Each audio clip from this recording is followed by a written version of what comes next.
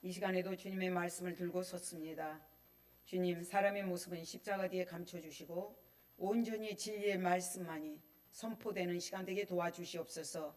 우리의 눈을 열어주시고 귀를 열어주시고 마음의 문을 열어주셔서 들리는 말씀으로 내 마로 꽂혀지는 귀한 말씀 되게 도와주시옵소서. 감사드리며 예수 그리스도 이름으로 기도드립니다. 아멘. 우리가 이렇게 이제 지하철 같은 거 타러 갈 때 길을 모르면 참 답답합니다. 특히 노선을 갈아타야 될 때 그렇죠. 그런데 이렇게 상점 앞에 가게 앞에 이런 글귀들이 적혀 있더라고요. 요즘에 그게 되게 많아요. 정말 길 모릅니다. 길 묻지 마십시오. 이렇게 써놓은 것들이 되게 많아요. 그것을 보면서 얼마나 많은 사람들이 물어봤으면 저럴까. 그 심정도 헤아려지면서 그거 세금 붙는 것도 아니고 뭐 들어간 것도 아닌데 말 한마디 친절하니 해주면 그 길을 간 사람이 얼마나 편안하게 갈 수 있을 텐데 왜 이렇게 냉정할까? 이런 생각을 해본 적이 있습니다. 우리가 하나님께로 가는 길을 제시해 주시는 안내자, 너무나 친절하신 분, 너무나 사랑이 많으신 그분께서 친히 우리를 함께 하십니다. 그분이 오늘 예수의 이름으로 오시게 됩니다.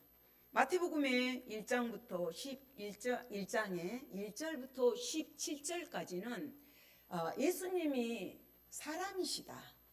인적 상황들을 쭉 얘기를 말씀드립니다. 그래서 아브라함과 다윗의 자손 그리스도의 계보라 이렇게 나와요.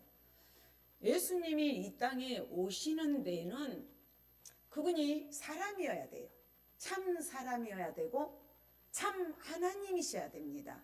그래서 지금 그런데 지금 마태복음의 족보들은 누가 누구를 낳고 계속 나와요. 죽었다는 얘기는 없어요. 우리가 지금 창세기를 하고 있잖아요. 아담의 족보를 보면 창세기 5장에서 누구는 낳고 죽었더라, 누구는 낳고 죽었더라, 누구는 낳고 죽었더라가 나와요. 그러나 이 족보에서는 죽었다가 없습니다. 1절부터 10절까지는 인성을 이제 강조하는 부분이고 그 뒷부분은 하나님이심을, 예수가 하나님이심을 증명하는 내용들입니다. 그분이 참 하나님이시다를 증명합니다. 그래서 이 족보에서 우리가 뭘 알 수 있는 것은 무엇이냐 하면 예수님의 족보는 생명을 전하는 복음 그 자체이다. 생명을 전하는 복음 그 자체예요. 그리고 이제 요셉의 족보는 특이해요.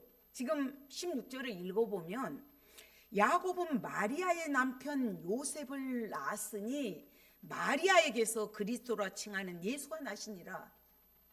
요셉의 족보는 특이해요. 그렇죠? 마리아의 남편 요셉을 낳았다. 야곱이 마리아에게서 그리스도라 칭하는 예수가 나셨다. 이렇게 얘기를 하거든요. 예수님께서 요셉이 물론 혈통으로는 오지만 요셉의 그 생물학적 아버지는 아니라는 것을 증명합니다. 그러니까 이렇게 보면 왜 예수님이 사람으로 오셔야 되는가? 왜 예수님이 참 하나님이신가? 그리고 왜 예수님이 아브라함의 씨로 와야 되는가? 왜 다윗의 혈통을 이어받고 와야 되는가? 이것을 말하고 있습니다. 예수라는 이분 구원자, 구속자, 이스라엘의 구속자, 오늘날 영적인 우리의 구속자. 구약에서는 예수와 요한은 구원이시다. 그 말씀이 신약에서는 예수로 예수라고 말하고 있습니다. 예수, 그리스도. 그러면 그리스도는 기름 부음을 받은 자, 메시아, 왕, 제사장, 선지자에게만 기름을 붓습니다. 이 세 가지 직분을 다 감당할 수 있는 분이 예수 그리스도십니다. 그분이 메시아죠. 사도행전에서는 5장에서 초대교인들은 날마다 성전에 있든지 집에 있든지 예수가 그리스도라는 것을 전했어요. 가르치고 전하는 일을 이렇게 전무했습니다. 그러니까 그리스도가 이 족보의 종착역이에요. 절정이에요.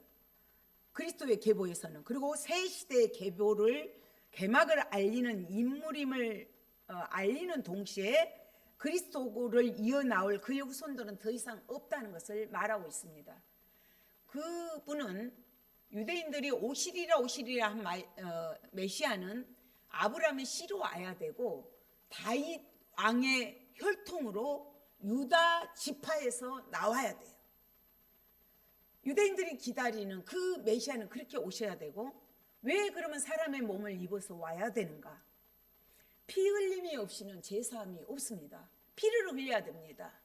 그래서 사람의 몸을 입고 인간의 옷을 입고 예수님 오신 것이죠. 그러면 왜 그분이 하나님이셔야 되는가? 의인은 없나니 한 사람도 없습니다. 이 땅에는. 그렇기 때문에 이 죄를 담당하실 이 대속의 제물로 드려져야 할 분은 하나님 자신이어야 돼요. 그래서 그분이 임마누엘로 오십니다. 그분 우리와 함께 하시기 위해서 이 땅에 오셨어요. 그래서 그분은 그러면 어떤 모습으로 오셨어요? 말씀이 육신되어 우리 가운데 거하시네. 말씀이신 그분이 육신을 놓고 오셨어요. 이 땅에.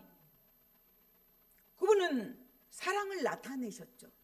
하나님의 그 사랑, 하나님이 세상을 이처럼 사랑하사 독생자를 주셨으니 이는 그를 믿는 자들은 멸망치 않고 영생을 얻게 하려 하십니다. 하나님의 사랑을 나타낸 사건이 하늘 보좌를 버리고 이 땅에 오신 사건이에요. 그 사랑. 그리고 임마누엘 이름은 태어난 아이가 하나님이심을 말해요. 임마누엘, 그 아이가 하나님이심을 밝히는 것입니다. 예수 그리스도의 오심은 우리를 구원할 뿐만 아니라 우리와 함께 하시고 우리하고 함께 하시고자 하신 하나님의 그 놀라운 의지가 그 속에 포함되어 있어요. 임마누엘, 함께 하시겠다는 거거든요. 죄로 인해서 하나님과 멀어졌죠. 우리에게 친히 오셔서 함께 하시겠다. 하나님의 간절한 바람이고 하나님의 간절한 의지입니다. 그러니까 임마누엘은 예수 그리스도를 통하여서 이루어진 것이죠. 임마누엘, 그 하나님. 성경에서 계속해서 내가 너희와 함께 하겠다. 너희가 물 가운데 간다 할지라도 불 가운데 간다 할지라도 내가 너와 함께 하겠다. 마태복음 28장에서도 세상 끝날까지 내가 너희와 함께 하겠다. 계속 함께 할 것을 약속하셨습니다. 지금 그리스도와 칭하는 예수가 마리아의 남편 요셉에게서 이렇게 나옵니다. 마리아에게서. 그분은 18절에서 예수 그리스도의 나심은 이러하니라. 그의 어머니 마리아가 요셉과 약혼하고 동거하기 전에 성령으로 잉태된 것이 나타났습니다. 성령으로 잉태되었어요. 19절에서 그의 남편 요셉은 의로운 사람이라 그를 드러내지 아니하고 가만히 끊고자 하여. 한번 생각을 해보십시오. 처녀가 약혼만 한 사이란 말이에요. 같이 하룻밤도 이렇게 지내지 않았는데 임신을 했다. 이게 얼마나 충격적이겠어요. 그래서 신명기에 보면 간음을 할 경우는 이 사람이 간음을 했다고 공포를 하고 모든 사람 앞에서 공포를 하고 돌로 쳐 죽입니다. 그렇지 않으면 가만히 이혼 증서를 써줘서 가만히 끊어버립니다. 그런데 요셉은 이 두 번째 것을 택한 거예요. 가만히 끊어야 마리아의 생명도 유지가 되고 아기의 생명도 유지가 되고 마리아의 명예도 유지가 됩니다. 이게 있을 수 있을까요? 얼마나 사람은, 인간의 본능은 내가 어떤 그 조그만 피해를 입은다거나 내 명예에 어떤 훼손이 있다거나 이럴 때 분노가 일어나잖아요. 못 견디잖아요. 그런데 요셉은 의로운 사람이었어요. 요셉은 구약 성경을 다 아는 사람이었어요. 의로운 사람, 오실 메시아를 믿었던 사람이에요. 제 실체를 찾아가 올라가 보면, 우리가 지금 창세기를 계속 합니다. 지금 창세기 그 4장에 가면, 물론 메시아의 오심이 3장에서부터 나와 있습니다. 3장 15절에서 여인의 후손으로 이렇게 예수님을 보내주실 것을 약속을 하셨습니다.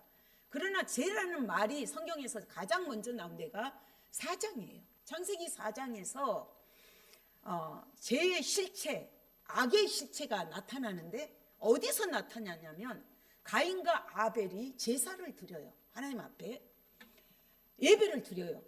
그런데 하나님께서 아벨의 제사는 받으시고 가인의 제사는 받지 않으셨어요. 그러면 왜 내 제사는, 내 예배는 안 받으셨을까?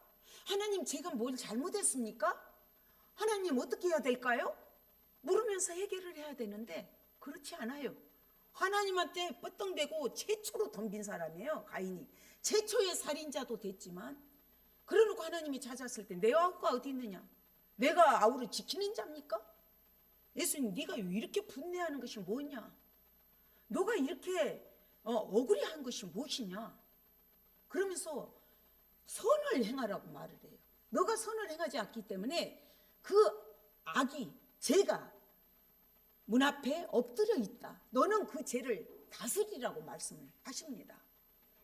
그 분노, 시기가 죄의 시발점이에요. 출발점이에요. 이것을 우리는 알아야 됩니다. 가인은 끝내 동생을 쳐 죽였어요. 그 결과 하나님과 단절됐죠. 동생하고 끊어졌죠. 땅이 저주를 받았죠. 이런 결과를 나옵니다. 그러니까 분노, 시기, 전번에도 빛의 갑옷을 입으라는 것이 내 영적 무장을 할 것을 딱 준비하라는 것이었죠. 어둠에서 떠나야 되고 영적 전쟁을 치러야 되고 악의 영들과 싸우는 것이라고 그랬잖아요. 똑같습니다. 가인은 그걸 하지는 못했어요. 자꾸 누구 때문에 변명을 하고 그 시기 분노를 다스리지 못함으로 동생을 쳐 죽였습니다. 이게 제 시발점입니다.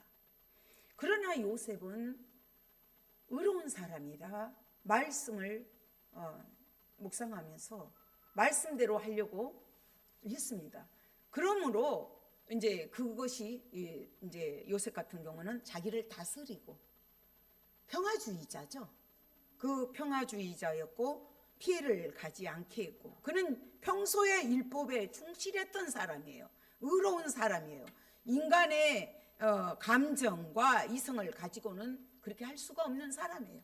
그러나 그는 그 하나님의 말씀을 이렇게 지키고자 할 때, 조용히 끊고자 할 때 하나님의 사자가 나타납니다.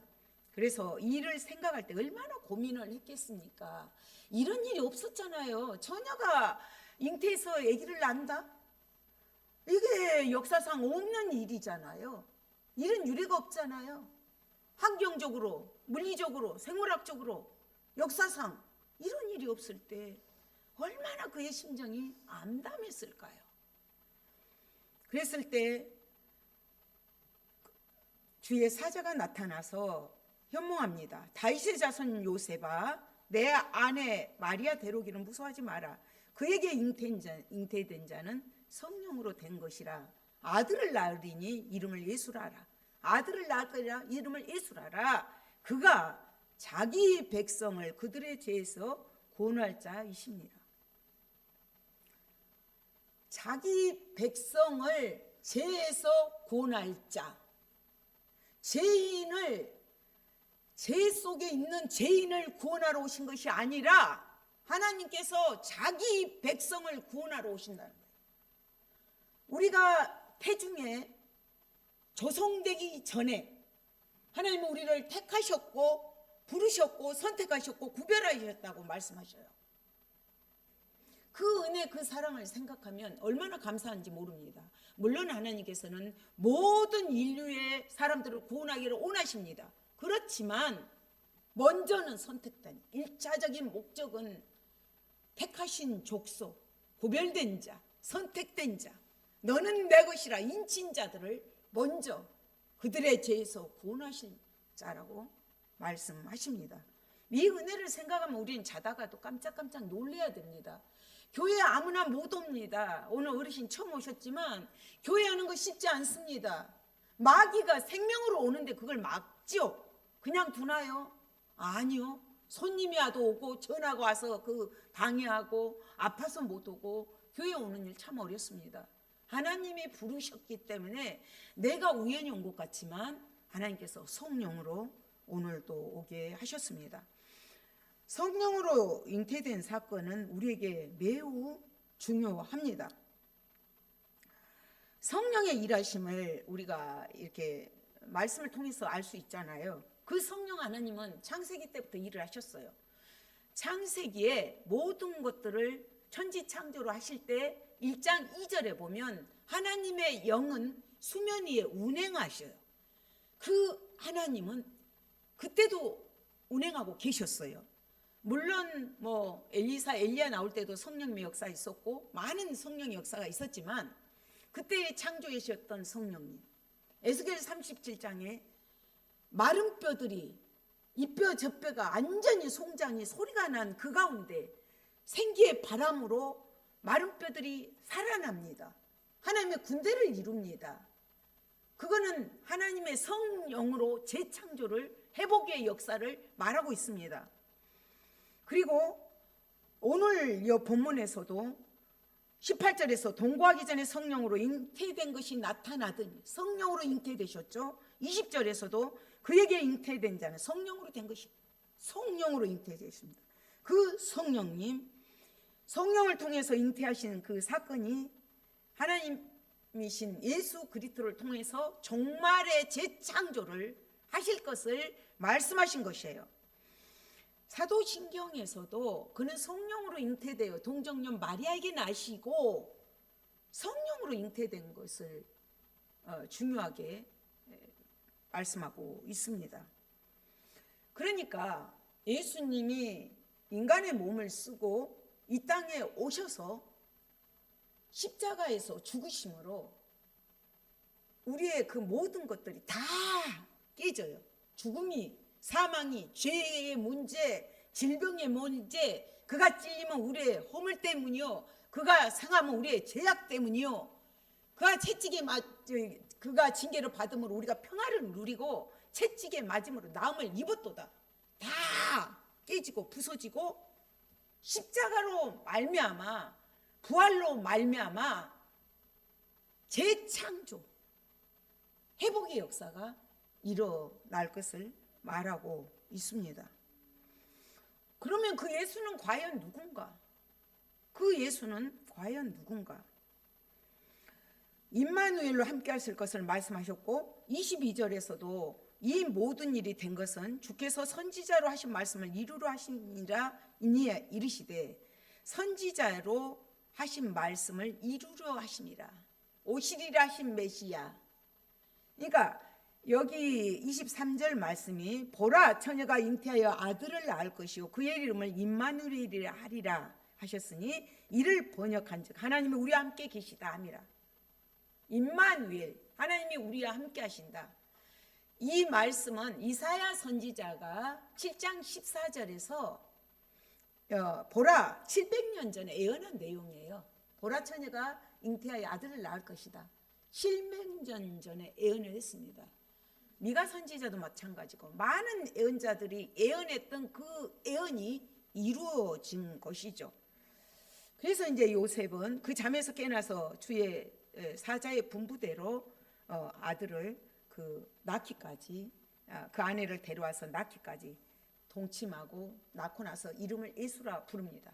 그렇다면 그 예수는 어떤 분이신가?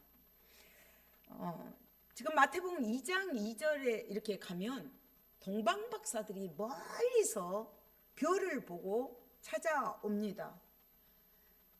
물론 민수기에 보면 야곱에서 한 규가 한 별이 나타날 것을 예언을 했어요. 동방박사들은 이방인들입니다. 별을 연구했던 사람들. 그들은 별을 연구하고 그 말씀을 믿고서 멀리 페르시아 정도 더 멀리서 왔을 거라고도 추측을 해요. 페르시아라고 봅니다. 거기 동방에서 이렇게 별을 찾아서 왔어요. 그들이 와서 제일 처음에 하는 질문이 유대인의 왕으로 나시니가 어디 계시냐 물어봐요. 유대인의 왕으로 나시니가 어디 계시냐? 이 질문을 통해서 예수님이 유대인의 왕이라는 것을 확증합니다. 모든 이방인들이 먼저 하나님을 예배하고 경배할 것을 예시합니다. 그러면서 그 동방 박사들이 뭐라고 얘기를 하냐면 우리가 그에게 우리가 동방에서 그의 별을 보고 그에게 경배하러 왔노라 그래요. 우리가 동방에서 그의 별을 보고 그에게 경배하러 왔노라. 예수님 경배 받으실 분이에요.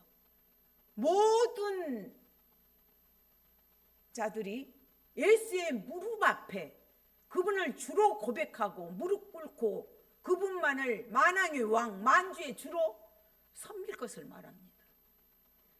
그분은 바로 우리에게 경배 받으실 분, 모든 이들에게 받으실 하나님이십니다.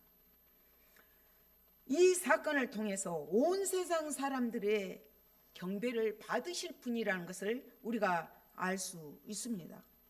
그렇다면 성경 박사들 있잖아요. 유대인들. 이들은 성경만 연구하잖아요. 서기관들도 그렇고 메이지파들도 그렇고 성경만 연구한 성경 박사들하고 동방에서 온 동방 박사들하고 대조적인 모습을 한번 생각을 해봐야 돼요. 동방 박사들은 그 아기 예수를 알아보고 경배를 드려요. 그런데 성경 박사들인 유대인들은 그렇지 않아요. 그토록 연구했던, 그토록 성경 지식이 풍부했던 그들이 정령 예수인 메시아 그리스도가 왔을 때 예수님을 못 박잖아요. 죽이잖아요. 받아들이지 못하잖아요. 이것을 보면서 우리는 성경 지식이 많다고 해서 신앙을 돈독하게 하지 못합니다. 하나님을 아는 것과 믿는 것이 하나가 돼야 해요. 일치가 되어야 돼요. 참된 순종이 있을 때 믿음은 생명 있게 능력으로 나타납니다. 이것들을 보면서 모르죠. 또 성경 박사니까 밥벌이는 하겠죠. 먹고는 살겠죠. 그러나 구원문하고는 받지 못해요. 구원의 길은 오직 예수예요. 예수밖에 없습니다. 사도행전 4장 2절에서도 다른 이로서는 구원을 얻을 수 없나니 천하 사람 중에 구원을 받을 만한 다른 이름을 우리에게 주신 일이 없나니 오직 내가 길이요 진리요 생명이라고 말씀하셨어요. 예수님만이 참 길이고 예수님만이 참 진리고 예수님만이 참 생명입니다. 인터넷을 뒤지다 보니까 인터넷에 다른 것을 하고 있는데 갑자기 뭐가 뜨냐면 이단 검색이 1순위라고 딱 그 말이 뜨더라고요. 요즘에 이단이 이렇게 난무해 있습니다. 우리가 정말로 그 성령님을 의지하지 않고는 성령으로 기록된 책을 이해할 수도 없고 알 수도 없고 믿을 수도 없습니다. 성령으로 우리는 하나님은 지금도 우리와 함께 하십니다. 그 주님을 의지하면서 정말로 동방 박사들처럼 겸손한 마음을 가져야 되겠습니다. 그렇다면 2000년 전에 오신 예수와 나와 무슨 상관이 있는가? 2000년 전에 오신 유대 땅에 오신 예수님과 나 무슨 상관이 있는가? 깊이 묵상해 봐야 됩니다. 교회 열심히 나왔다고요? 성경을 백독을 했다고요? 이 성경 박사들이 유대인들이 성경 공부 안 했습니까? 정말로 우리의 참된 경배의 모습을 보여주신 분이 예수님이셔요. 예수님처럼 하나님의 영광을 위해서 살아간다면 우리는 실수를 범하지 않습니다. 우리게 그렇다면 우리가 이 땅에 살아가면서 예수 나의 구원자 우리의 구원자, 인류의 구원자, 그분을 자랑하고 삽니까? 부끄러워하고 있습니까? 예수 믿습니다. 식당 가서 기도하는 거 부끄럽습니까? 아닙니다. 이 땅에 사는 건 잠깐입니다. 어느 곳에 가든지 무엇을 하든지 예수님을 자랑해야 되고 임마누엘 그 하나님과 늘 함께 하셔야 됩니다. 그렇다면 이 사명을 감당하기 위해서 하나님은 동방박사들처럼 참된 순종을 요구하십니다. 마리아는 누가복음에 보면 주의 뜻대로 이루어지이다 그러면서 마리아 찬가가 나와요. 참된 순종입니다. 요셉의 순종 참된 순종입니다. 그러나 그들의 그 사명이 얼마나 고달픈 인생길을 가야 됩니다. 요셉을 예수를 낳는 곳부터 평탄치가 않잖아요. 남들이 다 들어간 그 요관에 들어가지 못하고 말구유에 가서 낳아야 되는, 또 예수님을 어린아이를 다 3살 미만을 죽이니까 또 그 어린아이를 데리고 애굽으로 피신해 가야 되고 또 그 아기를 길러야 되는데 고향으로 가지 못하고 나사렛 변방에서 예수님을 기릅니다. 그리고 예수님 십자가에 달려 죽으실 때 그 아들이 처절하게 죽어가는 모습을 그 현장에서 보셔야 됐습니다. 예수님 그러셨잖아요. 어머니를 부탁한다. 요한에게, 사도 요한에게 어머니를 부탁하고 갑니다. 이렇게 주님의 사명을 감당하기까지는 이런 처절한 이런 고난이, 어려움이 있습니다. 그렇지만 그들은 구약의 선지자들이 오실 메시아를 믿었습니다. 이들은 오실 메시아를 믿었습니다. 우리는 다시 오실 메시아를 믿고 나가야 됩니다. 그러나 사탄은 우리를 얼마나 흔들어 내는지 모릅니다. 우리가 진리에 바로 서지 못하고는 자꾸 요동쳐요. 자꾸. 미국의 복음 전도자 무디는 이렇게 말을 했습니다. 그리스도는 내 생활의 힘이요, 내 생활의 힘이요, 그리스도의 마음은 내 생활의 율법이다, 푯대다, 기준이다. 그리스도의 임재는 내 생활의 희열이다, 기쁨이죠, 평안이죠. 그리스도의 영광은 내 생활의 면류관이다. 이렇게 고백을 했습니다. 성령으로 잉태되어 죄와 흠이 없으신 예수님, 하나님과 인간을 중보하기 위해서 구속의 사역을 단번에 완전한 제물이 되셔서 우리가 왕같은 제사장으로 나갈 수 있는 그런 길을 열어주셨습니다. 임마누엘의 축복을 누리는 동시에 우리들은 이러한 복음을 흐려뜨리는 세상의 어떠한 소리에도 요동치지 마시고 믿음에 견고히 서서 오직 길 되신 예수, 오직 진리 되신 예수, 오직 생명이신 예수님만 붙드시고 성령을 의지하면서 임마누엘의 하나님과 같이 동행함으로 승리하는 우리가 되시기를 소망합니다. 주님 감사합니다.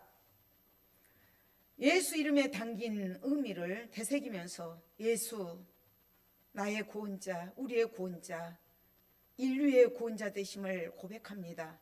그 예수가 임마누엘로 오셔서 오늘 또 성령으로 나와 함께 하심을 믿습니다. 무엇을 하든지 어떤 일을 당한다 할지라도 우리의 구원자가 되시는, 구속자가 되시는 그 예수를 의지하면서 예수의 이름으로 승리하는 저희들 될 수 있도록 도와주시옵소서. 감사드리며 예수 그리스도의 이름으로 기도드립니다. 아멘.